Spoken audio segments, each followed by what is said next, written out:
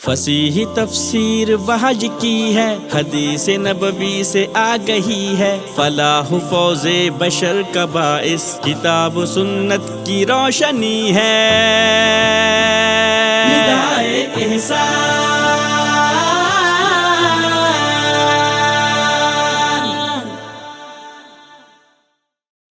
السلام علیکم ورحمۃ اللہ وبرکاتہ۔ الحمدللہ رب العالمین والصلاة والسلام علی سید الانبیاء والمرسلین، اما بعد، اعوذ باللہ السمیع العلیم من الشیطان الرجیم من حمزہ ونفخہ ونفثہ، بسم اللہ الرحمن الرحیم۔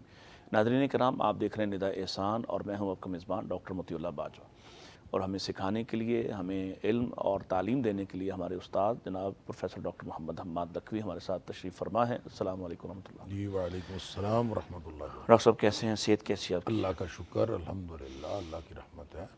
آج کی جو آیت ہمارے سامنے ہے وہ آیت نمبر 87 ہے۔ اعوذ باللہ من الشیطان الرجیم، وَلَقَدْ آتَيْنَا مُوسَى الْكِتَابَ وَقَفَّيْنَا مِن بَعْدِهِ بِالرُّسُلِ وَآتَيْنَا عِيسَى ابْنَ مَرْيَمَ الْبَيِّنَاتِ وَأَيَّدْنَاهُ بِرُوحِ الْقُدُسِ أَفَكُلَّمَا جَاءَكُمْ رَسُولٌ بِمَا لَا تَهْوَىٰ أَنفُسُكُمُ اسْتَكْبَرْتُمْ فَفَرِيقًا كَذَّبْتُمْ وَفَرِيقًا تَقْتُلُونَ۔ اور ترجمہ اس کا یہ ہے، بلا شبہ یقیناً ہم نے موسیٰ علیہ السلام کو کتاب دی اور اس کے بعد پے در پہ بہت سے رسول بھیجے، اور ہم نے مریم کے بیٹے عیسیٰ علیہ السلام کو واضح نشانیاں دیں اور اسے پاک روح کے ساتھ قوت بخشی۔ پھر کیا جب کبھی کوئی رسول تمہارے پاس وہ چیز لے کر آیا جسے تمہارے دل نہ چاہتے تھے، تم نے تکبر کیا تو ایک گروہ کو جھٹلا دیا اور ایک گروہ کو قتل کرتے رہے۔ وہی جو چارج شیٹ ہے وہ بھی چل رہی ہے، جو بنی اسرائیل کے اس رویے پر اور ان معاملات پر کہ عیسیٰ علیہ السلام کو بھی بھیجا ہے، موسیٰ علیہ السلام کو بھی کتاب دی ہے، اور یہ جو چونکہ احکام عشرہ کے بعد خاص طور پہ یہ کہا جا رہا ہے، تو میں پہلا سوال تو یہی ہے کہ موسیٰ علیہ السلام کو یہاں جو کتاب دی جانے والی بات کی گئی ہے، تو اوورآل یعنی ایک تاثر یہ ہے کہ ایک تو اللہ نے ان کو تورات عطا کی، اور پھر قرآن ہی کہتا ہے صحف موسیٰ بھی تھے، تو یہ یعنی اضافی چیزیں ہیں یا سب کچھ ملا کے اس تورات کا ایک خاکہ مکمل کرتے ہیں؟ دیکھیں، تورات جو ہے وہ کوئی ایک کتاب نہیں ہے، وہ 5 کتابوں پر مشتمل ایک کتاب ہے۔ ٹھیک ہے۔ اور ظاہر ہے کہ اگر اس کو قرآن کو یعنی تورات کو اگر یکمشت بھی آپ دیکھ لیں اور ایک کل کی حیثیت سے بھی دیکھ لیں تو وہ بھی مختلف تختیوں پہ لکھی ہوئی تھی۔ ٹھیک ہے۔ لہٰذا وہ ان کو اگر آپ کو ہی صحف کہہ لیں جی تو یہ بات اس کو بھی صحف کہا جا سکتا ہے، وہ مختلف لکھی ہوئی چیزیں تھیں۔ ٹھیک ہے۔ صحیفہ کا مطلب لکھی ہوئی چیز، تو وہ ظاہر ہے مختلف تختیوں پر لکھی ہوئی تھی اور اس کی تختیاں تھیں، اور جس کے بارے میں قرآن میں آتا بھی ہے کہ انہوں نے آ کے تختیاں جو ہے پھینک دیں، نیچے رکھ دیں، جب وہ حضرت ہارون کو انہوں نے آ کے جب ناراضگی کا اظہار کیا، ناراضگی کا اظہار کیا، تو الواح جو ہے نا، لوح کی جمع ہے الواح، تو تختیاں تھیں۔ تو صحف سے مراد بھی یہی ہو سکتا ہے، اور اس کے علاوہ جب یہ کتاب کی بات ہوتی ہے تو اس میں صحف بھی ہیں، اس میں تورات بھی ہے بطور کل کے، اور پھر اس سے مراد وہ احکام ہیں سارے جو اللہ کریم نے حضرت موسیٰ علیہ السلام کے ذریعے سے دیے، اور وہ احکام ان میں سے جو 10 احکام بہت معروف ہوئے، اس پچھلی آیات میں ان کا تذکرہ تھا، تو گویا یہ احکام دیے گئے۔ اصل میں یہ جو پچھلی آیات میں بھی جو ہم پڑھائے ہیں اور گزشتہ پروگرام میں ہم نے بات کر لی، جی، وہ سارا یہ یہود کا کردار ہے۔ ٹھیک۔ یہود اپنے آپ کو موسوی شریعت کا جو ہے وہ پابند قرار دیتے تھے۔ اصل میں جو یہودیت ہے یہ موسوی شریعت نہیں ہے، یہودیت انہوں نے خود بنائی ہے۔ قرآن کہتا ہے کہ یہ الذین ہادو، یہ انہوں نے خود یہودی جو ہے اختیار کی ہے، انہوں نے یہودیت خود اختیار کی ہے۔ حضرت موسیٰ علیہ السلام کی شریعت جو تھی وہ اسلام تھا، حضرت عیسیٰ علیہ السلام کی شریعت بھی اسلام تھا۔ یہودیت بھی یہودیوں نے بعد میں بنائی، عیسائیوں نے بعد میں بنائی، لہٰذا نہ عیسائیت کا اسلام کے ساتھ تعلق ہے، نہ ہی یہودیت کا اسلام کے ساتھ تعلق ٹھیک ہے۔ البتہ یہاں جو بیک گراؤنڈ میں بات ہو رہی ہے، سارے اہل کتاب کی بات ہو رہی ہے، جب ہم چارج شیٹ کی بات کرتے ہیں تو ظاہر ہے حضرت موسیٰ علیہ السلام اور عیسیٰ علیہ السلام، وہ اوورال بنی اسرائیل کی بات ہو رہی ہے۔ بنی اسرائیل کی بات ہو رہی ہے۔ موسیٰ علیہ السلام کی جو شریعت ہے اس کو یہود آخری شریعت سمجھتے تھے، ٹھیک ہے، اور اس کے بعد انہوں نے حضرت عیسیٰ علیہ السلام کو بھی نہیں مانا اور انہوں نے نبی اکرم صلی اللہ علیہ وسلم کو بھی نہیں مانا۔ اچھا ٹھیک، یہ سبب ہے جو بیان ہوا۔ یہ سبب ہے، اس لیے انہوں نے حضرت موسیٰ علیہ السلام کو، چونکہ حضرت عیسیٰ علیہ السلام کو انہوں نے نہیں مانا اور موسیٰ علیہ السلام کو ماننے کا دعویٰ کیا، اس لیے اللہ تعالیٰ نے فرمایا کہ جس اللہ نے موسیٰ علیہ السلام کو کتاب دی تھی، جس اللہ نے موسیٰ علیہ السلام کو صحف دیے تھے، جس اللہ نے موسیٰ علیہ السلام کو احکام دیے تھے، اسی اللہ نے عیسیٰ علیہ السلام کو بھیجا اور عیسیٰ علیہ السلام کو معجزے بھی دیے اور ان کو اللہ تعالیٰ نے مدد بھی کی روح القدس کے ذریعے سے۔ تو جب عیسیٰ علیہ السلام بھی وہی اسی اللہ کے بھیجے ہوئے نبی ہیں اور حضرت موسیٰ علیہ السلام بھی اسی اللہ کے بھیجے ہوئے نبی ہیں، تو پھر کیا مسئلہ ہوا کہ انہوں نے حضرت عیسیٰ علیہ السلام کے خلاف جو ہے وہ پورا محاذ کھڑا کر دیا؟ بلکہ ہم موسیٰ علیہ السلام کے بعد دیکھتے ہیں کہ جو نبی بھی آیا ہے انہوں نے حضرت داود ہوں، سلیمان ہوں یا بعد ازاں حضرت عیسیٰ علیہ السلام ہوں، تو سب نے حضرت موسیٰ علیہ السلام کی شریعت کا ہی اپنے آپ کو کہا کہ ہم اسی کے نمائندے ہیں۔ اسی کے نمائندے، بالکل ایسا ہی ہے۔ اور حضرت عیسیٰ علیہ السلام نے بھی دعویٰ یہی کیا تھا، اور وہ جو بائبل کے اندر بھی ہے کہ میں بنی اسرائیل کی جو گمشدہ بھیڑیں ہیں ان کی رہنمائی کے لیے آیا ہوں۔ ٹھیک ہے، تو گویا حضرت عیسیٰ علیہ السلام بھی بنی اسرائیل کی ہی ہدایت کے لیے آئے، وہ لوگ جو اپنے راستے سے ہٹے تھے، اور جو اللہ تعالیٰ نے یہ فرمایا وَقَفَّيْنَا مِن بَعْدِهِ بِالرُّسُلِ، ہم نے ان کے بعد پے در پے بہت سارے رسول بھیجے۔ تو حضرت موسیٰ علیہ السلام کے بعد کتنے رسول آئے یہ تو اللہ ہی کو معلوم ہے۔ بعض لوگوں کا خیال یہ ہے کہ حضرت موسیٰ علیہ السلام جو ہے ان کا جو زمانہ ہے وہ تقریباً 1300 قبل مسیح کا ہے، ٹھیک ہے، یوں کہہ لیجئے۔ حضرت عیسیٰ علیہ السلام جو ہیں یہ تو گویا حضرت عیسیٰ علیہ السلام سے 1300 سال پہلے آئے حضرت موسیٰ علیہ السلام تقریباً۔ ٹھیک تو اگر یہ 1300 سال پہلے آئے تو ان 1300 سالوں میں کتنے نبی آئے یہ اللہ کو معلوم ہے، اور وہ سینکڑوں میں تھے یا ہزاروں میں تھے۔ بعض لوگوں نے تو کہا، بعض لوگوں نے تو ہزاروں میں تعداد مقرر کی ہوئی ہے کہ شاید اتنے ہزار جو ہیں وہ اس میں آئے اور لوگ تعداد بھی، حالانکہ ایسی کوئی بات نہیں ہے۔ بنی اسرائیل میں بہت سارے رسول آئے، لیکن کتنے آئے کسی صحیح حدیث سے معلوم ایسی کوئی تعداد موجود نہیں ہے، نہ قرآن نے ایسی بات کی۔ البتہ جن مشہور انبیاء کا ذکر ہے، حضرت ہارون علیہ السلام کا ذکر ہے، اسی طرح سے جو قرآن میں الیسع کا ذکر آتا ہے وہ بھی حضرت موسیٰ علیہ السلام کے بعد آئے، اسی طرح سے یونس علیہ السلام، اسی طرح سے عزیر علیہ السلام، اسی طرح سے زکریا علیہ السلام، اسی طرح سے حضرت عیسیٰ علیہ السلام۔ تو یہ سارے وہ انبیاء ہیں، اور لقمان کے بارے میں اختلاف ہے کہ پتہ نہیں وہ نبی تھے کہ نہیں تھے، اور یہ اس طرح یہ ساری جو ترتیب ہے یہ انبیاء اس کے اندر آتے رہے۔ ٹھیک ہے، جب اسی میں پھر آخری سلسلے میں حضرت عیسیٰ علیہ السلام آئے، ٹھیک ہے، لہٰذا اصل میں یہود کی جو نافرمانی کی جو روش ہے اور اللہ کے احکام کو پس پشت ڈالنے کی روش جو ہے اسی کو بتایا گیا ہے کہ اب یہ تو کہتے ہیں کہ انہوں نے تو حضرت عیسیٰ علیہ السلام کی اس قدر مخالفت کی کہ عیسیٰ علیہ السلام کو قتل تک کر دیا اپنے تئیں، اور انہوں نے کہہ دیا، قرآن کہتا ہے کہ وہ کہتے ہیں کہ ہم نے تو قتل کر دیا عیسیٰ بری کو۔ اللہ تعالیٰ فرماتا ہے کہ وما قتلوہ وما صلبوہ ولکن شبہ لہم، کہ انہوں نے نہ تو سلیب دیا اس کو حضرت عیسیٰ علیہ السلام کو، نہ ان کو قتل کیا، بلکہ یہ ان کے اوپر ایک شبہ پڑ گیا ہے، ان کو شک میں مبتلا ہو گئے۔ اور پھر آگے اللہ تعالیٰ فرماتا ہے وما قتلوہ یقینا، یقینی بات ہے حضرت عیسیٰ علیہ السلام کو انہوں نے قتل نہیں کیا، لیکن یہود کا جو رویہ تھا وہ رویہ یہی تھا کہ انہوں نے تو اپنے تئیں قتل انبیاء کرتے تھے، وہ تو قتل انبیاء کرتے تھے۔ اور اللہ تعالیٰ نے پہلے بھی سورہ بقرہ میں غالب سورہ آیت نمبر 61 شاید اس میں بھی ذکر کیا کہ یہ انبیاء کو قتل کرتے رہے، یہاں بھی فرمایا کہ یہ انبیاء کو قتل کرتے رہے۔ تو یہ ان کا رویہ رہا ہمیشہ، اور یہاں خاص طور پر جو بات کہی جا رہی ہے وہ یہ کہ موسیٰ علیہ السلام کو ماننے والے حضرت عیسیٰ علیہ السلام کا انکار کر رہے ہیں، ان کو قتل تک کرنے کے، یعنی گویا دعوے دار تھے، گویا نہ موسیٰ علیہ السلام کی شریعت کو مانا نہ عیسیٰ علیہ السلام کی شریعت کو مانا، اور کہتے اپنے آپ کو ہیں کہ ہم موسوی شریعت کے ماننے والے ہیں۔ تو اصل میں ایسے لوگ جو ہیں وہ حضرت موسیٰ علیہ السلام کی شریعت کو بھی اصل میں نہیں مانتے۔ اچھا، ان بینات سے ہم کیا مراد لیں گے؟ یعنی بینات سے مراد معجزات ہیں یا بینات سے مراد وہ دلائل شریعت ہیں یا دلائل نبوت ہیں؟ کیا ہم ان کو کس نام سے پکاریں گے؟ دیکھیں، بینہ کا مطلب ہوتا ہے روشن دلیل، اور روشن دلیل جو ہے وہ آیات بھی ہوتی ہیں، یعنی جو حضرت عیسیٰ علیہ السلام کو جو کتاب ملی انجیل ملی، وہ بھی اپنے دور میں وہ روشن دلیل تھی اور اس کے اندر ہدایت تھی، اس کے اندر نور تھا۔ اللہ تعالیٰ نے سورہ مائدہ کے اندر فرمایا ہے کہ تورات اپنے وقت میں وہ بھی اس میں فیہا ہدی و نور، اس میں بھی ہدایت تھی اور اس میں نور تھا، روشنی تھی۔ اسی طرح وآتیناہ الانجیل، جب عیسیٰ علیہ السلام آئے تو ان کو ہم نے انجیل دی، فیہ ہدی و نور، اس میں بھی ہدایت تھی اور اس میں نور تھا۔ اپنے اپنے وقت میں یہ ہدایت اور نور کا ذریعہ تھیں۔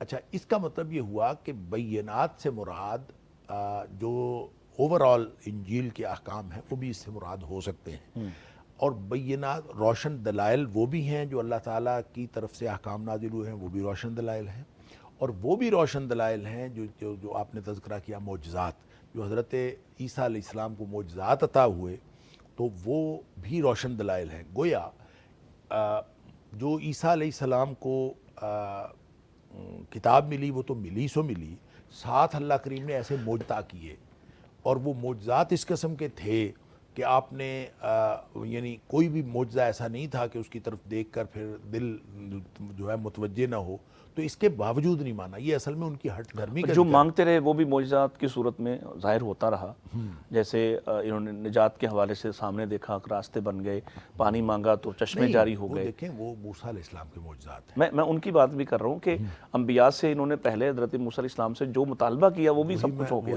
دیکھیں موسیٰ علیہ السلام کے معجزات الگ ہیں، ٹھیک ہے، ان کے ہاں یہ روشن دلائل دیکھ چکے، لیکن اب جو روشن دلائل کی بات ہو رہی ہے یہ حضرت عیسیٰ علیہ السلام کو جو روشن دلائل دیے گئے ہیں یہ ان کی بات ہو رہی ہے۔ ٹھیک ہے، گویا موسیٰ علیہ السلام کی شریعت، موسیٰ علیہ السلام کے احکامات ان کے معجزات کے باوجود انہوں نے نہیں مانے، اور عیسیٰ علیہ السلام کے لائے ہوئے احکامات اور حضرت عیسیٰ علیہ السلام کے اوپر نازل ہونے والی انجیل اور آپ کے احکام، ان کے معجزات کے باوجود ان کو بھی نہیں مانا، یوں سمجھ لیجئے۔ یعنی دونوں، موسیٰ علیہ السلام کے معجزات کو بھی نہیں مانا، باوجود معجزات کے ان کی جو کما حق ہو پیروی نہیں کی، اور اسی طرح حضرت عیسیٰ علیہ السلام کے معجزات کے باوجود ان کی بات بھی نہیں مانی۔ اچھا، ایک بات اور وضاحت فرمائیے گا کہ ہم طالوت علیہ السلام تک تو یہ دیکھ رہے ہیں کہ یہ کہیں انکار کر رہے ہیں، کبھی حکم جہاد ہی نہیں مان رہے، اور اللہ نے اگر طالوت کو دی ہے فضیلت تو اس فضیلت کو نہیں مان رہے، حالانکہ وہ بادشاہ بنائے گئے۔ اور اس کے بعد ہم دیکھتے ہیں کہ حضرت داؤد اور حضرت سلیمان علیہ السلام دونوں کے حوالے سے یہ کہیں ذکر قرآن نہیں کر رہا کہ یہ وہاں بھی نہیں مان رہے تھے۔ وہاں یہ لگتا ہے کہ پھر طاقت کے ذریعے سے اب مجبور ہو گئے تھے، یا انہوں نے اب اس کو قبول کر لیا ہے؟ اصل میں نا یہ اگر آپ ان کی ہسٹری پڑھیں نا بنی اسرائیل کی، تو ان میں ایک ہسٹری، ایک دورانیہ ہے، وہ 200 سال کا ہے یا 300 سال کا ہے، وہ میرے ذہن میں نہیں ہے اس وقت کہ کتنا دورانیہ ہے۔ اس کو کہتے ہیں کنگز پیریڈ، وہ بادشاہتوں کا دور ہے، یعنی طالوت علیہ السلام سے لے کے نیچے تک۔ ہاں جی، تو وہ جو بادشاہتوں کا دور ہے، ان بادشاہتوں کی دور کی جو پیک اور کلائمیکس ہے وہ حضرت داؤد اور حضرت سلیمان علیہ السلام کی بادشاہت ہے۔ ٹھیک ہے، لہذا جب دنیاوی بادشاہت جن کے پاس آئی ہے، جو جن دنوں میں ان کے پاس بادشاہت تھی اور جو بادشاہتوں کا دور ہے، اس میں بغاوتوں کا دور کم ہے، اس میں بغاوتیں کم ہیں، اس میں احکام کی بغاوت بھی کم ہے، اور اس میں انبیاء کی تعلیمات کے اوپر اگر وہ نبی بھی ہے اور جیسے داؤد علیہ السلام ہے اور جیسے سلیمان علیہ السلام ہے، ان کی بات تو جو ہے وہ جن بھی مانتے تھے اور ہر چیز پر ان کی حکومت تھی۔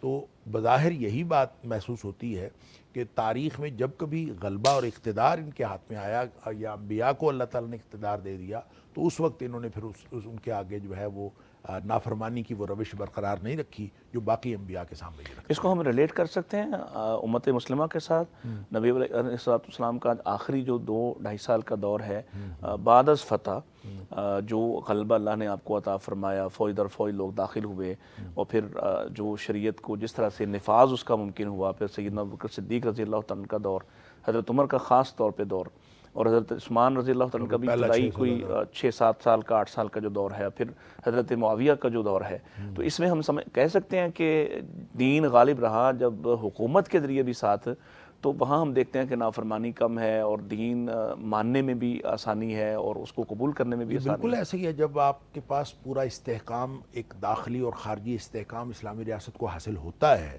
تو اس استحکام کے دور میں جو فسادی عناصر ہیں، وہ چاہے اندر کے ہوں چاہے بیرونی ہوں، وہ سارے کے سارے دبے رہتے ہیں. اور یہ تو قرآن نے کہہ دیا وَأَعِدُّوا لَهُم مَا اسْتَطَعْتُم مِّن قُوَّةٍ وَمِن الخیل. جب جتنی تیاری آپ زیادہ رکھیں گے قوت اور طاقت کے ساتھ رکھیں گے ترہبون بہ عدو اللہ وعدوکم، تو یعنی دشمن اس سے دب کے مراد بیٹھے یہ رہیں ہے کہ یہ باہر والے بھی جو دشمن ہیں وہ بھی، اور اندر سے جو نفاق کے ساتھ لوگ کمزور کرتے ہیں دینی حدود کو، وہ بھی قابو میں رہیں گے. بالکل ایسے ہی. یعنی اس کا جو جب آپ کے پاس قوت ہے، طاقت اور ہے، طاقت ہے. تو نفاذ جتنا زیادہ مضبوط ہوگا. بالکل ٹھیک. اصل میں نا دو چیزیں ہیں جس سے داخلی استحکام آتا ہے عدل قائم کرنے سے، اور خارجی استحکام آتا ہے جہاد قائم کرنے سے. تو یہ دونوں چیزیں ریاست سے متعلق ہیں. ٹھیک ہے. تو ریاست جب مضبوط ہوتی ہے تو عدل بھی قائم ہو جاتا ہے، جہاد بھی قائم ہو جاتا ہے. جب یہ دونوں قائم ہو جاتی ہیں تو پھر فسادی عناصر جو ہے وہ دب جاتے ہیں. اچھا، ابھی جو آپ نے یہ بات ارشاد فرمائی تو میرے ذہن سے ایک بات اور آئی ہے کہ پھر ہم دیکھتے ہیں کہ جب حضرت سلیمان علیہ السلام کا زمانہ دور ہے تو اس میں یہ جہاد کی حدود بھی یعنی وہ پھیلی ہوئی ہیں. عام طور پہ ہم بنی اسرائیل کو دیکھتے ہیں کہ وہ صرف انہی کے لیے آ رہا ہے اور وہ اپنے ہی دائرے میں رہ رہے علاقوں کے لیے، خاص شہر لیکن کے لیے. سلیمان علیہ السلام کے دور میں تو پرندہ ان سے کہہ رہا ہے کہ جناب آپ کے پاس ہی ایک ایسا ملک ہے جہاں ایک بادشاہت قائم ہے اور وہ خاتون وہاں حکمرانی کرتی ہے اور وہ اللہ کی نافرمانی کر رہے ہیں، توحید کے خلاف وہ شرک کا سلسلہ ہے، اور آپ ان کو خط لکھتے ہیں. تو اس کا مطلب ہے کہ بنی اسرائیل کے اندر بھی ایک دور رہا جس میں حدود کی توسیع کا سلسلہ بھی رہا اور جہاد کا سلسلہ بھی قائم رہا. دیکھیں یہ ہر دور میں رہا. فرق صرف اتنا ہے کہ جب انٹرنل فساد یا انٹرنل بگاڑ زیادہ ہوتا ہے تو پھر توجہ انٹرنل اصلاح کے اوپر زیادہ ہوتی ہے. اور جب انٹرنل جو داخلی جو اصلاح ہے یا یوں کہہ لیجئے داخلی استحکام ہوتا ہے تو پھر خارجی سطح پر استحکام خود بخود آتا چلا جاتا ہے. اور یہ جو انبیاء کرام کو یہ جو حضرت سلیمان علیہ السلام کو اطلاع ملی ہدہد کے ذریعے سے، وہ یہ بتاتا ہے کہ انبیاء جو ہیں وہ صرف اور صرف توسیع پسندانہ عزائم نہیں رکھتے ہوتے. چاہیے ان کا پیچھے کوئی مقصد ہے. ایسے ہی پھرتے جائیں اور آپ علاقے سے علاقے فتح کرتے جائیں، ایسا کچھ نہیں ہوتا. اس کے پیچھے کوئی نہ کوئی مقصد ہوتا ہے. تو وہاں جو پوری کہانی ہے اس کے اندر مقصد کیا ہے کہ ایک ایسی سرزمین جہاں پہ توحید کی بجائے شرک کا دور دورہ ہے. ٹھیک ہے. تو لہٰذا ان مشرکوں کو یا تو مطیع اور فرمانبردار بنا لیا جائے یا ان کے خلاف جنگ کی جائے. ٹھیک ہے. تو ان کو اسی لیے پیغام بھیجا، اور پیغام بھیجا تو بالآخر وہ بغیر جنگ کیے جو ہے مطیع اور فرمانبردار ہو گئے، اس لیے جنگ نہیں ہوئی.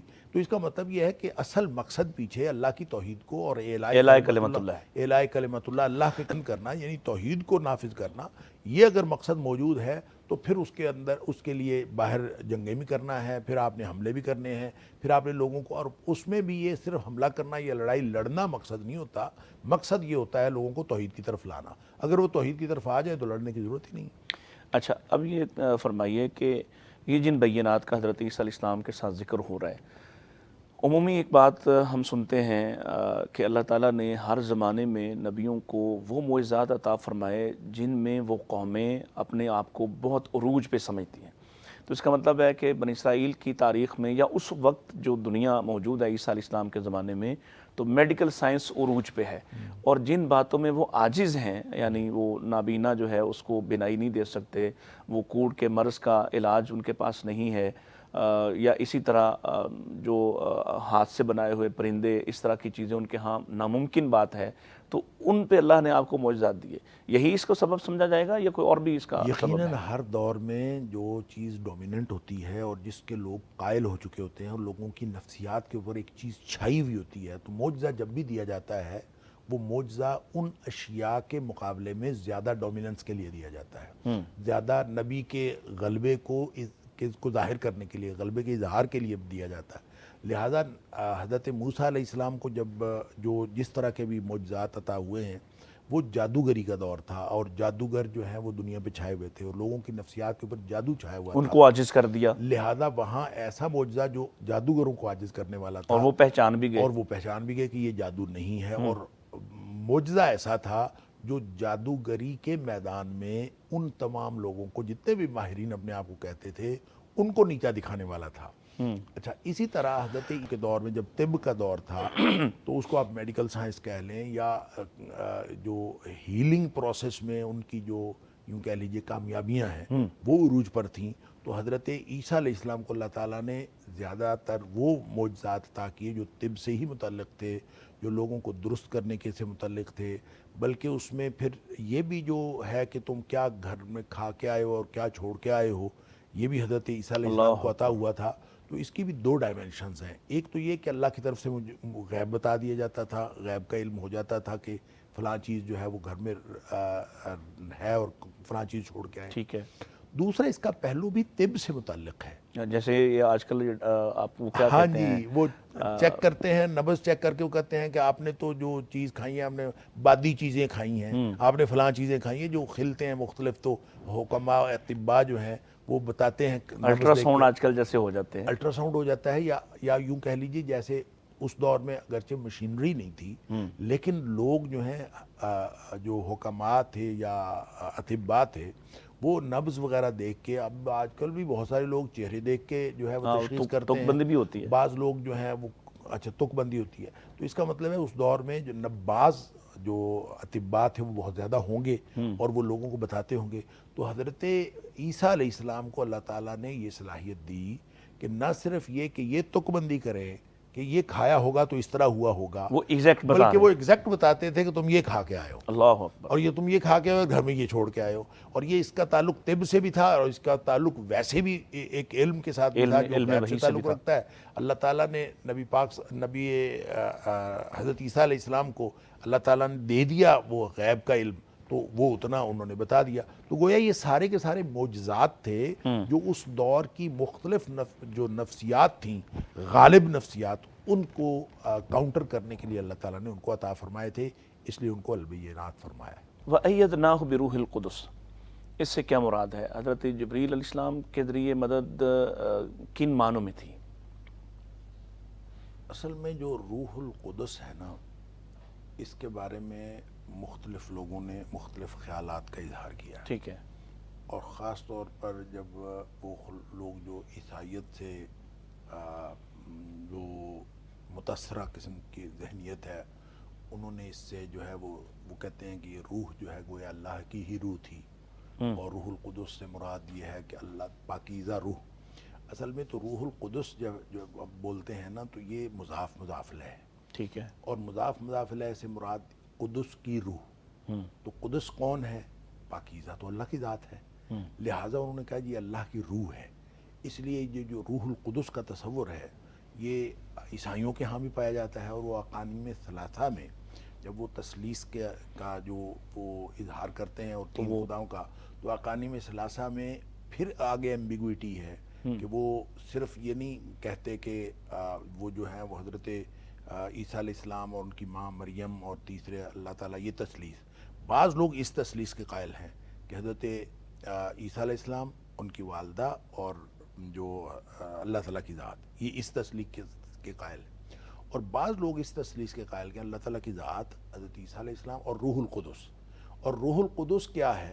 وہ ان کے خیال میں وہ اس کو جبریل بھی نہیں کہتے، اور اس کو وہ ایک ایسا ماورائی تصور کہتے ہیں، ایک روح کہتے ہیں جس کا تعلق اللہ کے ساتھ بھی ہے اور جس کا تعلق حضرت عیسیٰ علیہ السلام کے ساتھ۔ اچھا، عیسیٰ علیہ السلام کا لقب بھی روح اللہ تھا، ٹھیک ہے جی، اللہ اور اللہ کی روح۔ اچھا، اس کو اب آپ روح اللہ کہیں، وہ حضرت عیسیٰ علیہ السلام بھی ہوں یا وہ حضرت جبریل علیہ السلام ہوں، روح اللہ کہیں تو اس کا مطلب ہوگا اللہ کی روح۔ اللہ کی روح سے مراد یہ نہیں ہے کہ ایک اللہ کی ذات ہے اور پھر اللہ کی ذات کی ایک روح ہے اور اس میں سے نکل رہی ہے، تو وہ اس سے مراد نہیں ہوگا۔ جیسے بیت اللہ سے مراد اللہ کا گھر نہیں ہے، بیت اللہ کا مطلب یہ نہیں ہے کہ ایسا گھر جس کے اندر اللہ رہتا ہو، نعوذ باللہ من ذالک۔ بیت اللہ اللہ کا گھر ہونے کے باوجود وہ اللہ کی ذات کے ساتھ وہ تعلق نہیں ہے کہ اللہ تعالیٰ اس میں رہتا ہو۔ اسی طرح ناقۃ اللہ، ساری دنیا کی اونٹنیاں اللہ کی ہیں، لیکن وہ ایک خاص اونٹنی جو ہے اس کو ناقۃ اللہ کہا گیا۔ تو اس سے مراد یہ ہے کہ روح اللہ کہہ دینے سے وہ اللہ کی روح نہیں ہو جاتی، بلکہ وہ اللہ تعالیٰ کی طرف سے ایک روح ہے، ٹھیک ہے، اور ایک پاکیزہ روح ہے۔ ایک بات، دوسری بات یہ ہے کہ اس کو بعض مفسرین نے، خاص طور پہ اس کے اندر جو یہ جو معتزلی اور یہ جو عقلی علوم کے ماہر مفسرین ہیں، انہوں نے اس بات کو بڑی تفصیل سے لکھا ہے کہ یہ جو اسلوب ہے کہ مضاف مضاف الیہ بیان کر کے اس کو اسم موصوف کے، صفت موصوف کے معنوں میں لینا، کہ صفت اور موصوف ہوتا تو یہ مضاف مضاف الیہ ہے، لیکن یہ ہوتا ان معنوں میں ہے کہ یہ وہ صفت موصوف ہوتے ہیں، یعنی قدس کی روح سے مراد پاکیزہ کی روح نہیں ہوگا بلکہ پاکیزہ روح ہوگا اس سے مراد۔ ٹھیک ہے۔ اور انہوں نے بہت سارے ایسے عربی کے محاورے اور عربی کی تراکیب بتائی ہیں جو عربی میں استعمال ہوتی ہیں، مثال کے طور پر حاتم الوجود، حاتم الجود، حاتم الجود جو ہے، اب اس میں جود بھی سخاوت ہے اور حاتم بھی سخاوت کا معنوں میں، تو حاتم الجود اگرچہ یہ ہے مضاف ہے لیکن یہ سخاوت ہی کے لیے کہ گویا ایک ایسا شخص جو سخاوت کے اندر، حاتم الجود کا مطلب ہوگا لفظی معنی تو یہ ہے کہ یہ اس حاتم وہ حاتم جو سخاوت کا حاتم، سخاوت کا حاتم، لیکن اس کے مطلب ہوگا سخی حاتم، ٹھیک ہے، سخی جو سخی ہے وہ حاتم۔ اچھا، اسی طرح سے اور بھی بہت ساری تراکیب جو عربی کے اندر استعمال ہوتی ہیں، ہوتی مضاف لے ہیں لیکن معنی اس کا ہوتا ہے صفت اور موصوف کا۔ اسی طرح جو روح القدس ہے، یہ سمجھ لیجئے کہ یہ صفت اور موصوف ہے اور یہ استعمال ہوا ہے جبریل علیہ السلام کے لیے، یعنی پاکیزہ روح جبریل علیہ السلام کو کہا گیا۔ سارے فرشتے روحیں ہیں، سارے فرشتے جو ہیں ایک نورانی مخلوق ہیں، سارے فرشتے کوئی وجود اس طرح کا نہیں رکھتے، جسمانی وجود نہیں رکھتے، لہذا سارے کے سارے اللہ کی طرف سے روح ہیں۔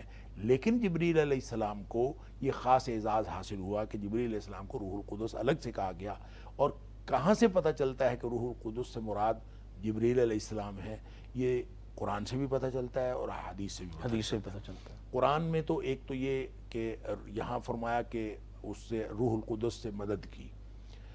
اچھا، ایک جگہ اللہ کریم نے سورہ شعراء میں اس کو روح الامین کہا۔ اچھا، روح الامین کہا، نازل بہ الروح الامین، یعنی اس کو نازل کرنے والا روح الامین ہے، امانت دار روح ہے۔ اچھا، وہ امانت دار روح، وہاں بھی روح الامین وہی بات ہے کہ وہ صفت موصوف ہے۔ اب یہ جو روح الامین سے مراد کون ہے؟ سورہ بقرہ میں فرما دیا کہ من کان عدوا لجبریل فإنہ نزلہ علی قلبک بإذن اللہ، کہ یہ لوگ جو ہیں وہ جبریل علیہ السلام سے یہ کہتے تھے، یہود کہتے تھے کہ جبریل تمہارا دشمن ہے، اور اللہ تعالیٰ نے فرمایا کہ جبریل نے ہی تو نازل کیا ہے۔ اگر وہ کہتے ہیں کہ جبریل ہمارا دشمن ہے تو وہ دشمنی کرتے پھریں، اور اللہ تعالیٰ نے جبریل کے ذریعے سے ہی آپ کے قلب اطہر پر اس کو نازل کیا ہے اللہ کے حکم سے۔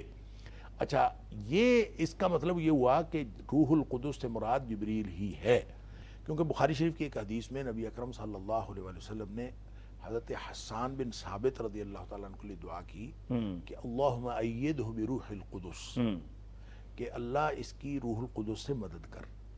اچھا، یہاں بھی اللہ تعالیٰ فرما رہا ہے کہ اللہ تعالیٰ نے مدد کی روح القدس کی۔ اس سے یہ مراد لیا جا سکتا ہے کہ حضرت جبریل ہی چونکہ الہام کرنے کے حوالے سے جتنے بھی معاملات ہیں، کیونکہ یہاں میرا خیال الہام کی دعائیں ہیں اصل میں ان کے لیے، تاکہ وہ جو کفار کے مقابلے میں اشعار کہتے ہیں تو ان پر الہام ہو اور ان کو وہ اور مدد کی جائے ان کی۔ معنوی طور پر اس کے یہ معنی بھی ہو سکتا ہے اور بھی معنی ہو سکتا ہے، فزیکلی اگر کوئی فرشتہ آ کے ساتھ آپ کی مدد کو کھڑا ہو جائے تو یہ بھی ہو سکتا ہے، اور وہ مدد کرتے ہیں۔ اور اللہم ایدہ بروح القدس، ایک تو یہ دعا دی، اور بخاری شریف کی ہی حدیث میں ایک دوسری جگہ فرمایا کہ آپ مشرکین کی حجب گوئی کریں، احجر المشرکین، آپ مشرکین کی حجب گوئی کریں۔ حضرت حسان سے کہا فَإِنَّ جبریل معک، جبریل تیرے ساتھ ہے۔ اچھا، اس کا مطلب ہے وہ جو ایدہ بروح القدس ہے، روح القدس سے مراد جبریل ہے، ٹھیک ہے۔ اسی طرح قرآن سے بھی ثابت ہو گیا روح الامین سے مراد جبریل ہے، سورہ بقرہ میں فرما دیا دل پر نازل کرنے والا جبریل ہے۔ تو اس کا مطلب یہ ہوا کہ روح القدس جہاں کہیں بھی استعمال ہو اور جس طرح بھی استعمال ہو، اس سے مراد جبریل علیہ السلام ہے۔ اللہ کریم نے یہ ترکیب جبریل علیہ السلام کے لیے استعمال کی ہے، ٹھیک ہے۔ اب حضرت عیسیٰ علیہ السلام کی مدد اللہ نے روح القدس کے ذریعے سے کیسے کی؟ اب وہی آئی۔ اچھا، اس سے پہلے میں ایک بات، یہی وجہ تو نہیں ہے کہ وہ جو انہوں نے کہیں تو کہا کہ یہ تین اکانیم ثلاثہ کی بات جو آپ نے کہی، تثلیث جس کو کہتے ہیں، اور کہیں انہوں نے کہا کہ یعنی بدلے، اس میں مختلف لوگ بدلے، کہیں یہ کہا کہ عیسیٰ ہی اللہ ہیں، یعنی اسی وجہ سے تو نہیں کہا؟ ہاں، یہ ان کا ایک فرقہ ہے، کیونکہ ہمارے ہاں بھی فنا فی اللہ اور فنا فی الذات کا ایک تصور اہل تصوف کے ہاں پایا جاتا ہے، لیکن ان کا ایک فرقہ اصل میں جو ابتدائی تصور تھا نا ان کا، دیکھیں تثلیث ایک دم ان کے اندر نہیں آئی، عیسیٰ علیہ السلام یہ جو گریجولی جب داخل عیسیٰ ہوئی. علیہ السلام شریعت لے کے آئے تھے وہ اس میں تو توحید تھی، ہوں. اور عیسیٰ علیہ السلام نے تو توحید کا ہی ذکر کیا. بعد میں کچھ لوگوں نے حضرت عیسیٰ علیہ السلام کو یہ کہا کہ ان اللہ هو المسیح ابن مریم، ٹھیک کہ اللہ ہی عیسیٰ بن مریم ہے. ٹھیک اچھا ہے. انہوں نے یہ کہنا شروع کر دیا. اب یہ فرقہ یعقوبیہ تاریخ میں کہتے ہیں کہ اس کا نام ہے فرقہ یعقوبیہ. وہ اب بھی اس بات کے قائل ہیں کہ حضرت عیسیٰ علیہ السلام ہی خدا ہے اور اس کے علاوہ کوئی اور خدا ہے، یعنی وہ تین کو قائل نہیں ہیں، بلکہ حضرت عیسیٰ علیہ السلام کی ڈائریکٹ الوہیت کے قائل ہیں کہ حضرت عیسیٰ علیہ السلام کے اندر گویا اللہ تعالیٰ کی ذات حلول کر گئی تھی اور حضرت عیسیٰ علیہ السلام ہی خدا ہے. ان کا عقیدہ یہ ہے. اب یہ جو تثلیث والے ہیں یہ بعد میں پھر جب پولس آیا ہے تو اس نے جو ایک تیسری صدی عیسوی میں جا کے ایک جو عیسائیت تشکیل پائی اس کے اندر جو ہے وہ تثلیث آ گئی. اور پھر آگے تثلیث کے اندر بھی میں نے کہا کہ مزید ابہامات ہیں، بہت ساری ایمبیگویٹی ہے اور یہ ایک الجھا ہوا تصور ہے. ان کو خود نہیں پتا کہ تثلیث سے مراد کیا ہے اور کیا چیز ہو سکتی ہے. لیکن وہ اس ساری پروسیس کے اندر بھی جبریل کو شامل نہیں کرتے. یعنی وہ جو روح القدس بھی کہہ رہے ہوتے ہیں تو اس سے مراد وہ جبریل نہیں لے رہے ہوتے، بلکہ وہ ایک ایسا فلسفیانہ تصور روح القدس کا رکھتے ہیں جس کو وہ اللہ کی ذات اور حضرت جبریل حضرت عیسیٰ علیہ السلام کے درمیان رابطے کا ذریعہ قرار دیتے ہیں. لیکن بہرحال یہ اس کی وضاحت جو ہے کہ روح القدس سے مراد وہ کیا کیا کچھ لیتے ہیں، یہ تو کوئی ایک اچھا عیسائی عالم کوئی اچھا عیسائی عالم ہی کر سکتا ہے. لیکن عمومی طور پر جو بات سمجھ میں آتی ہے وہ یہ کہ جبریل علیہ السلام کے تو انہوں نے خاص طور پہ یہودیوں نے تو جبریل علیہ السلام کو اپنا دشمن قرار دیا اور انہوں نے کہا جبریل تو ہے ہی ہمارا دشمن. اور پہلے پوچھا نبی پاک صلی اللہ علیہ وسلم سے کہ کون آپ کے اوپر وحی لے کے آتا ہے تو انہوں نے کہا کہ جبریل لے کے آتا ہے. جبریل تمہارے ساتھ تمہارا دشمن ہے اور اس لیے وہ اور یہ بھی نہیں مان رہے. یہ کہیں تو عیسیٰ علیہ السلام کو ابنیت کا وہ تاثر دے رہے ہیں کہ وہ ابن اللہ ہیں، کہیں اللہ ہیں، کبھی اللہ ہیں اور کبھی تین ہیں. یعنی ان تین میں بھی یہ جو ہمارے ہاں تاثر پایا جاتا ہے کہ شاید وہ حضرت جبریل کو تیسرا بناتے ہیں، اس کا مطلب ہے کہ وہ نہیں مانتے اس بات. وہ ایک فلسفیانہ تصور ہے اور وہ تصور واضح درست یہ تصور نہیں ہے کہ وہ حضرت جبریل ہی ہیں.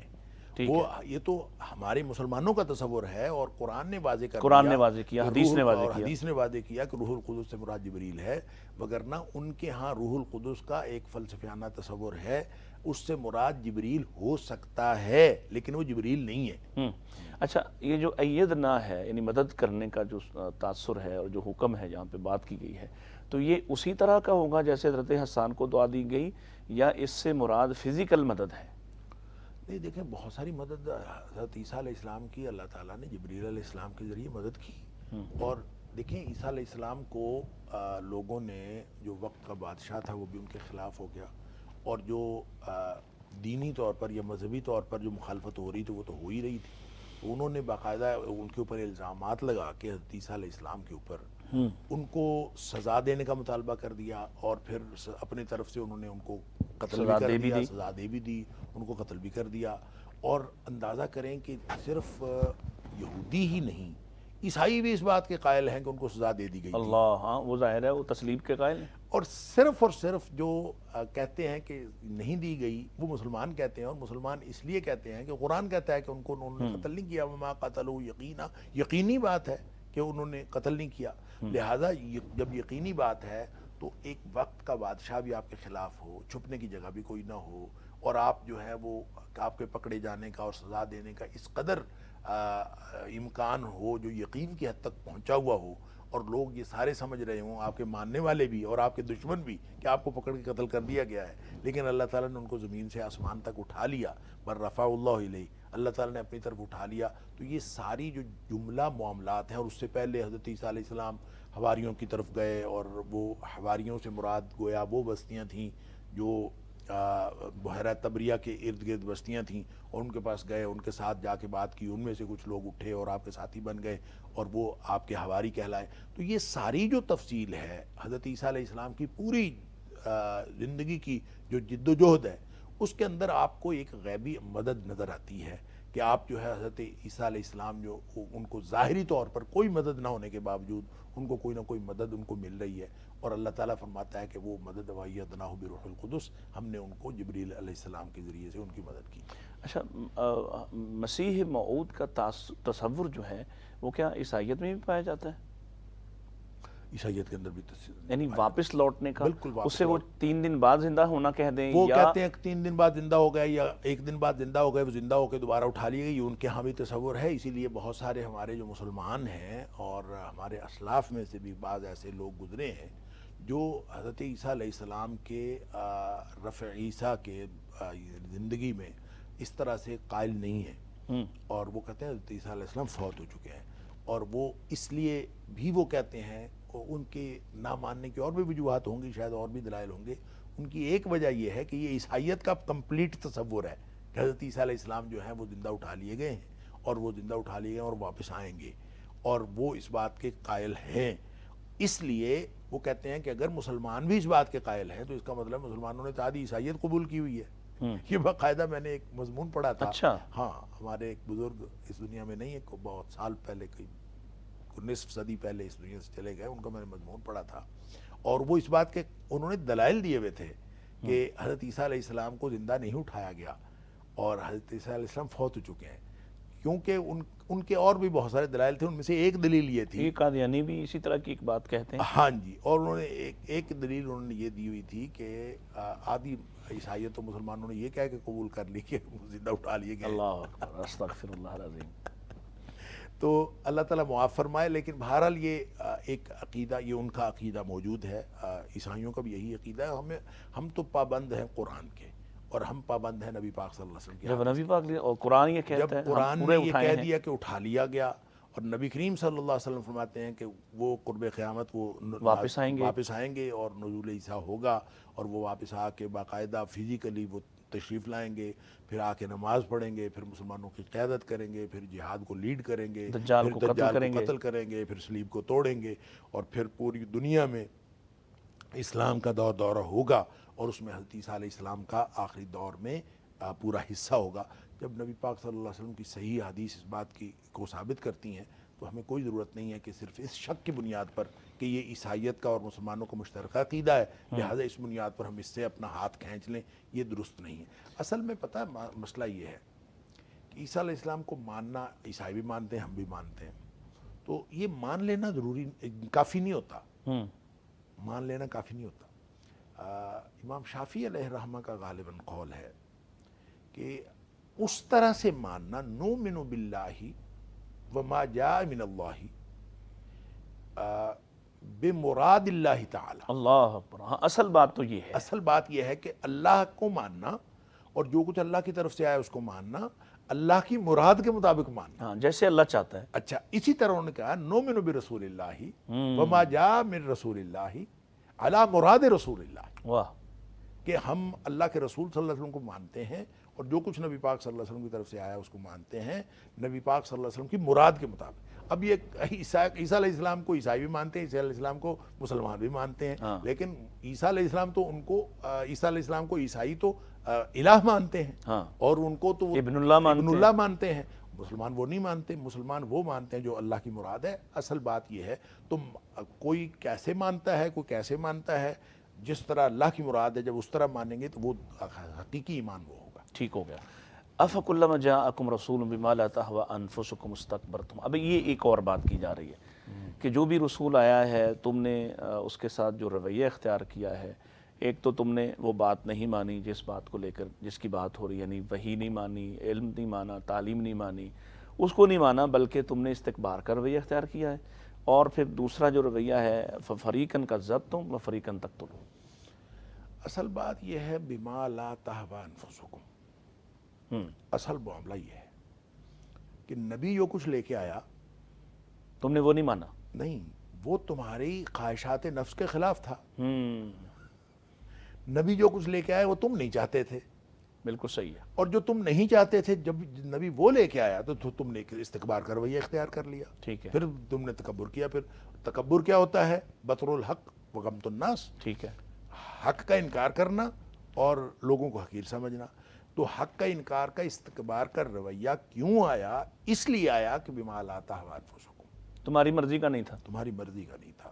ہر شخص نے اپنی مرضی کا دین لیا ہوا ہے، اور یہ سمجھ کل حزب بما لدیہم فرحون کہ جو ہم سمجھتے ہیں وہی ٹھیک ہے، اور اس کو پھر اس کی انٹرپریٹیشن یا اس کی تفہیم یا پھر اگر کچھ بھی نہیں تو پھر اس کا سمپلی انکار کہ اگر تو کوئی چیز آپ کی خواہش کے مطابق فٹ بیٹھتی ہے تو ٹھیک ہے، اور اگر اس کی کوئی تفہیم تشریح ایسی ہے جو آپ کی خواہش کے مطابق فٹ بیٹھتی ہے پھر بھی ٹھیک ہے، اور اگر ایسا بھی نہیں ہے تو پھر اس کا ویسے انکار کر دیں۔ اور یہ مسلمانوں کے اندر بھی بہت سارا آج کل یہ چلا ہوا ہے کہ فلاں حدیث کو ہم نہیں مانتے، فلاں حدیث کو مانتے ہیں، اور فلاں آیت کو مانتے ہیں لیکن اس کا مفہوم یہ مانتے ہیں، یا اچھا یہ لوگوں نے یہ سب کچھ وہی رویہ ہے بما لا تہوی انفسکم، اللہ کہ تمہارے دل جو نہیں چاہتے تھے اس کے وہ جو نبی لے کے آئے تو استکبار تم اس کی وجہ سے تم نے استکبار کیا۔ تو نبیوں کی مخالفت کی جو وجہ ہے وہ یہ ہے کہ لوگوں نے اپنی خواہش کے مطابق، مثال کے طور پر یہاں جو سب سے بڑی جو یوں کہہ لیجئے کہ جو اس کی انڈیکیشن ہے جس خاص بات کی طرف، وہ یہ بات ہے کہ وہ یہ نہیں چاہتے تھے کہ بنی اسماعیل میں سے نبی ہو، وہ یہ نہیں چاہتے تھے، بالکل صحیح ہے، لہذا جب وہ تو نسلی برتری کے قائل ہیں۔ جب وہ نبی آئے جو بنی اسماعیل میں سے تھے تو استکبار تو تم نے انکار کر دیا، اور اس کی تفصیل احادیث کے اندر آتی ہے۔ قرآن نے بھی کہا کہ بغیم بینہم، آپس میں صرف انہوں نے آپس کے ذاتی جو اختلاف ہے اس کی وجہ سے نہیں مانا۔ اور پھر وہ جو حضرت صفیہ رضی اللہ تعالیٰ عنہ کے والد کی بات ہوئی جو بھائی کے ساتھ تو یعنی چچا کے ساتھ، تو وہ گفتگو بھی یہی تھی کہ ہم مانتے ہیں یہ ہے تو وہی، لیکن ہے یہ دوسرے گروپ میں سے، دوسرے خاندان میں سے، ہمارے کزنز میں سے ہے، ہماری اپنی نسل میں سے نہیں ہے، تو پھر کیا پروگرام ہے؟ کہتے ہیں ڈٹ کے مخالفت کریں گے۔ یعنی تقریباً وہی وجہ ہے جو ابو جہل بھی جانتا اور پہچانتا ہے، اور اس وجہ سے انکار کر رہا ہے کہ یہ دوسرے قبیلے سے ہیں۔ تو وہی بات ان کے ہاں بھی ہے جنہوں نے نبوت کی نشانیوں کے ساتھ پہچان لیا ہے اور وہ نہیں ماننا چاہتے کہ دوسری جگہ سے، دوسرے قبیلے سے ہیں یا پھر ایسی پوزیشن میں ہیں۔ دیکھیں یہاں تک کہہ دیا مشرکین مکہ نے کہ اگر آنا ہی تھا نبی تو وہ دو بستیاں تھیں مکہ اور طائف، تو ان میں سے کسی سردار پر قرآن نازل ہو جاتا، تو یہ سردار پر کیوں نازل نہیں ہوا؟ لہذا ہم نہیں مانتے۔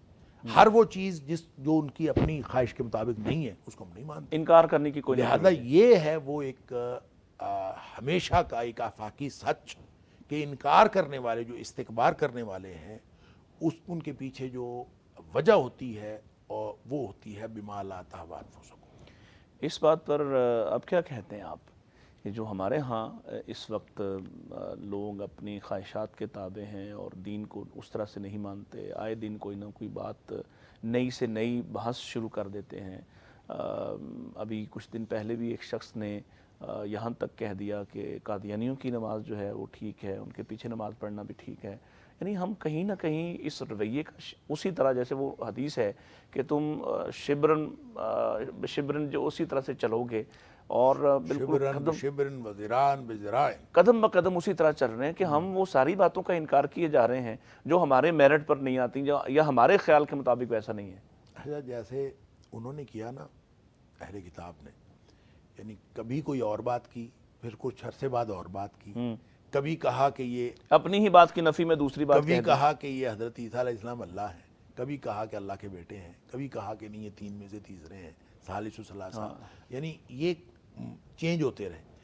بعینہ ہی جن لوگوں کو یہ سمجھ آتی ہے کہ شاید قادیانیوں کے پیچھے نماز بھی ہو جاتی ہے، ان لوگوں کے خیالات کے اندر بھی اسی طرح کا ارتقاب موجود ہے، آئے دن کچھ نہ کچھ نیا کہتے رہتے ہیں، اور خاص طور پہ مرزائیوں کے بارے میں اور قادیانیوں کے بارے میں ان کا جو خیال ہے وہ بھی بدلتا ہے۔ ایک دفعہ تو ان کے آن ریکارڈ یہ چیزیں انہوں نے کہا کہ قادیانی کو کفر کے اندر کوئی شک نہیں ہے، یہ ان کے آن ریکارڈ ہے۔ اب جب آن ریکارڈ یہ کہہ رہے ہیں کہ ان کے کافر ہونے میں کوئی شک نہیں ہے، اور اب آ کے وہ کہہ رہے ہیں کہ ان کے پیچھے نماز پڑھنے میں کوئی حرج نہیں ہے، تو اس کا مطلب ہے نماز پڑھا دے۔ اچھا وجہ کیا بتا رہے ہیں؟ نماز صرف وہ پڑھا دے جو مسلمانوں والی نماز ہے۔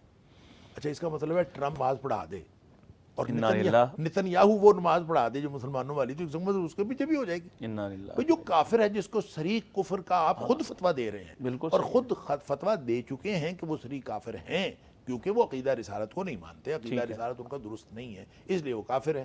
اس کو آئین پاکستان نے کافر قرار دیا، اس کے اوپر اجماع ہو گیا امت کا۔ یعنی یہ واحد کافر ہیں جن کو ہمارا آئین بھی کہہ رہا ہے کہ آپ کافر کہہ سکتے ہیں اور کافر ہی کہنا چاہیے۔ لہٰذا اب اس کے بعد جو ہے کیا پیچھے رہ گیا کہ ایک کافر ہے اور وہ کافر چاہے آپ کو ڈھونگ رچا رہا ہو اور ہاں پورا اسلام کا ڈونگ رچائے اسلام کا ڈھونگ رچا کے چاہے وہ آپ جیسی نماز پڑھ رہا ہو، اس کے پیچھے نماز کیسے ہو سکتی ہے جب آپ کو پتہ ہے کہ کافر ہے؟ تو اس کے پیچھے نماز کیسے ہو سکتی ہے؟ تو یہ ساری باتیں وہی ہیں بما لا تہوی انفسکم. جب انسان کی اپنی خواہش کے خلاف کوئی بات سمجھتا ہے تو موقع بموقع اس کا اظہار کرتا رہتا ہے. دیکھیں قرآن نے ایک بات کہی نبی اکرم صلی اللہ علیہ وسلم کے حوالے سے. لوگ کہتے تھے کہ انہوں نے قرآن خود بنایا ہے. نبی کریم صلی اللہ علیہ وسلم پر قرآن نازل ہوا ہے 23 سال کے عرصے. اللہ اکبر. 22 سال 5 ماہ 22 دن یعنی تقریباً 23 سال. آپ یہ اندازہ کریں کہ جب کچھ سال گزرتے ہیں تو آدمی کے ذہن کے اندر ارتقاء ہو جاتا ہے، کوئی تبدیلی آ جاتی ہے. بالکل. اس لیے اللہ تعالیٰ نے نبی پاک صلی اللہ علیہ وسلم سے یہ کہلوایا اور قرآن میں ہے اگر یہ میری طرف سے ہوتا یا اللہ کے علاوہ کسی اور کی طرف سے ہوتا، اللہ اکبر، بہت بڑی دلیل ہے. لَوَجَدُوا فِيهِ اخْتِلَافًا كَثِيرًا. بالکل. تو تمہیں اس کے اندر بہت سارے اختلاف نظر آتا. کبھی انسان کا ذہن کچھ ہوتا ہے، کبھی انسان کا ذہن کچھ ہوتا ہے. تو یہ اللہ کا کلام ہے، لہذا 22 سالوں میں 23 سالوں میں اس کے اندر کوئی کنٹراڈکشن نہیں ہے. کوئی کنٹراڈکشن نہیں ہے. یہ ایک بہت بڑا اعجاز ہے اور یہ دلیل ہے اس کے اللہ کے کلام ہونے کی، وحی ہونے کی، کہ اس کے اندر کوئی اگر یہ انسانی کلام ہوتا تو اس کے اندر یقیناً کوئی ارتقاء ہوتا، کوئی بات ہوتی. اور لہٰذا باطل جو ہے اس کی یہ روش پہچانی جاتی ہے کہ وہ تبدیل ہوتا رہتا ہے، کبھی وہ اوپر جاتا ہے، کبھی نیچے آتا ہے، کبھی آتا ہے. اور باطل کے مختلف روپ ہوتے ہیں، اسلام کا ایک ہی روپ ہوتا ہے. آخری حصہ. اچھا ایک چیز اور، یہ جو جب آپ اس رویے کے ساتھ جاتے ہیں بما لا تہوی انفسکم، تو لازم ہے کہ پھر آپ تکبر کی طرف جائیں گے. یہ اس کو ہم ریلیٹ کر سکتے ہیں اس طرح سے بالکل کہ جب آپ اصل میں یہی تکبر ہے کہ جب آپ اللہ کی بات کو نہیں مانتے، حق کو نہیں مانتے. جب آپ خواہشات نفس کی تکمیل کے لیے زندگی گزارتے ہیں تو آپ کو قدم قدم پہ استکبار کرنا پڑتا ہے. اپنی ذات کو اپنے بڑا کرنا ہے. یعنی ہو نہیں سکتا کہ آپ حق کا انکار کیے بغیر آگے بڑھ سکیں. جب آپ نے خواہشات کی تکمیل کرنی ہے تو حق کا انکار تو کرنا پڑے گا، لوگوں کو حقیر سمجھنا پڑے گا. یہی تکبر ہے. اچھا اس کے بعد 2 گروہوں کا ذکر کیا تو شارٹلی میں چاہوں گا کہ وقت بھی ہمارا تمام ہو رہا ہے. فَفَرِيقًا كَذَّبْتُمْ وَفَرِيقًا تَقْتُلُونَ. کیا 2 الگ الگ گروہ تھے یا ایک ہی گروہ کے 2 حصے ہیں؟ نہیں، یہ انبیاء آتے رہے مختلف اوقات. ٹھیک ہے. لہذا کچھ نبیوں کی مخالفت تو ہو گئی سب نے کی، کیونکہ بما لا تہوی انفسکم. ٹھیک ہے. وہ آئے ہی ایسا تھیں کہ جو نفس کو اچھی نہیں لگتی تھیں، دل کو اچھی نہیں لگتی تھیں، وہ لے کے آئے تو استکبار تو ہو گیا. لہذا نبیوں کی مخالفت تو شروع ہو گئی. ٹھیک ہے. تو معاندین نبوت جو ہے، جو نبیوں کو دشمن ہیں، انہوں نے مختلف قسم کی دشمنیاں کی ہیں اور مختلف قسم کے نتائج نکلے ہیں. لہذا بعض ایسے ہیں انبیاء جن کو انہوں نے صرف جھٹلایا ہے اور ان کو جھٹلایا گیا ہے، اور بعض انبیاء ہیں جن کو قتل تک کر دیا گیا ہے. جیسے حضرت زکریا علیہ السلام کو قتل کیا گیا، حضرت یحییٰ علیہ السلام کو قتل کیا گیا. اور یہ گویا اللہ تعالیٰ نے جب کسی بعض لوگ کہتے ہیں کہ نبی قتل نہیں ہو سکتا. بعض قرآن پاک کی آیات سے نا یہ انہوں نے اخذ کیا کہ نبی قتل نہیں ہو سکتا. حالانکہ ایسی کوئی بات نہیں ہے. جب قرآن کہہ رہا ہے، قرآن ہی کہہ رہا ہے، اور یہ 2-3 جگہ پہ آیا ہے.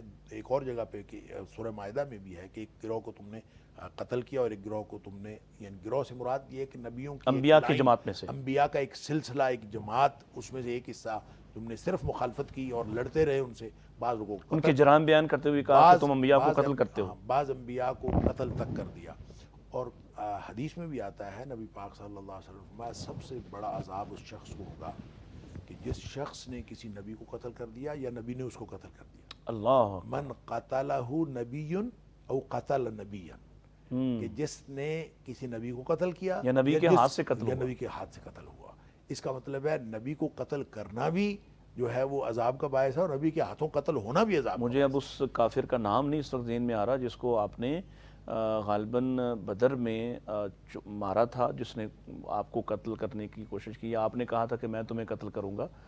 کوئی واقعہ ہوا مکہ میں کہ اس نے ابی بن خلف ہے غالباً، جو آپ نے اس کو کہا کہ میں تمہیں قتل کروں گا. ابی بن خلف ہے. آپ نے نیزہ مارا اور وہ اس کو چھو کے گزر گیا اور وہ ڈکراتا تھا ذرا سا اس کو لگا تکلیف سے، اور لوگ اس کو حیرت سے کہتے تھے کہ تمہیں کیا تکلیف ہے، تم کچھ بھی نہیں ہوا، خراش ہی آئی ہے ایک. لیکن وہ ڈکراتا تھا کہ تمہیں نہیں پتا کہ مجھے محمد نے کیسی چوٹ پہنچائی ہے صلی اللہ علیہ وسلم. ہاں، وہ یہ کہتا تھا کہ تمہیں نہیں پتا کہ یہ تو نیزہ لگا ہے وہ مجھے تھوک بھی دیتا تو میں نے مر جانا. اللہ اکبر اللہ اکبر اللہ اکبر. اس کو یقین تھا کہ نبی پاک صلی اللہ علیہ وسلم فرمایا تو نے میرے ہاتھوں قتل ہونا ہے. تو ذرا سی خراش آ گئی, اس کو پتہ تھا کہ اس سے میں نے مر جانا ہے, اور بالآخر مر گیا. اچھا, یہ اس کا مطلب ہے کہ یہ دشمنی کی مختلف دشمنی کیفیات کی مختلف کیفیات ہیں. بعض اوقات دشمنی جھٹلانے سے شروع ہو کے قتل کرنے تک. ڈاکٹر صاحب بہت شکریہ, اللہ تعالیٰ آپ کو جزائے خیر عطا فرمائے. بہت ہی شاندار آپ نے نصائح اور اس میں جو بینات ہیں وضاحت فرمائی. ناظرین کرام, اسی پہ اکتفا کرتے ہیں اور انشاءاللہ آپ سے اگلے پروگرام میں ملاقات کرتے ہیں. اجازت دیجیے, اللہ حافظ. السلام علیکم ورحمۃ اللہ وبرکاتہ. فصیح تفسیر وحج کی ہے, حدیث نبوی سے آگہی ہے, فلاح و فوز بشر کا باعث کتاب و سنت کی روشنی ہے. ندائے احسان